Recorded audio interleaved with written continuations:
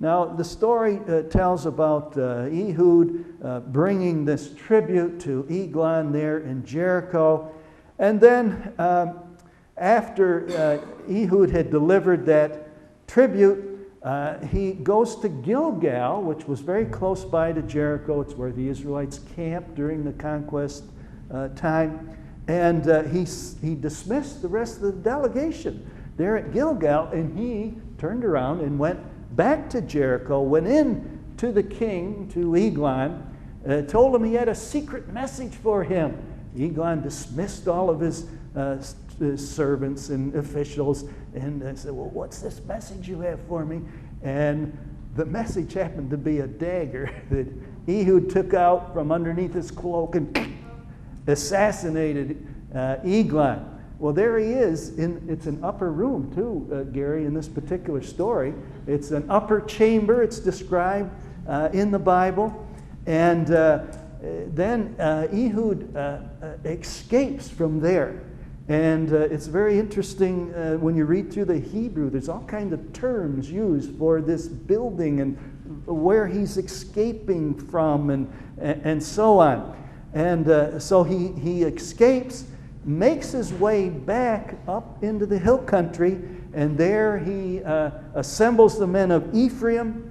They come back down to Jericho. They block the way of escape for the Moabites who are there in Jericho, and we're told that the Israelites struck down about 10 elephs of Moabites. That's the Hebrew word usually translated 1,000. I don't think there were 10,000 there, but 10 probably military units that were struck down by the Israelites. So that is the story of how God delivered the Israelites from this king of Moab who was oppressing them for 18 years. So Ehud was one of those great deliverers that God raised up during the period of Judges. And of course, this pattern repeats itself throughout the book of Judges. It wasn't long after this, the Israelites fell back into sin, and they were oppressed by God, and God raised up a deliverer, delivered them, they turned to the Lord, but then fell back into sin. And this repeats over and over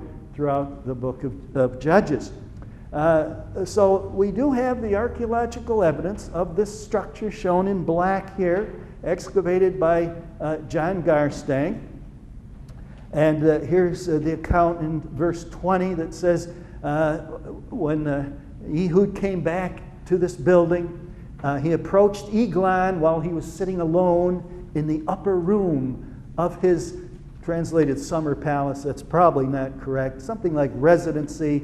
And then you see a plan below that in green, and this was done by a scholar who studied this story and all the technical terms in the story relating to the building and the rooms and so on.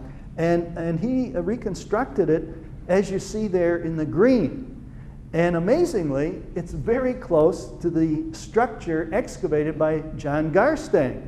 And the author, or the scholar who did this reconstruction, never referred to Garstang's structure. I don't think he even knew about it. He doesn't reference it anywhere in his article, and yet you can see how his reconstruction comes very close to what was actually dug up there at Jericho. And here's a kind of a 3D representation in the area where he believes the king was assassinated, was here in the audience hall, and then he reconstructs this toilet just off the audience hall for the king's use. Of course, he was a big fat man, too. That's another interesting aspect of the story.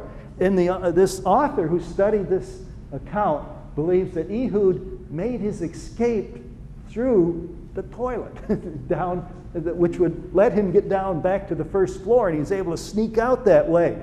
Not a very pleasant way to get away, but at least he got out of there.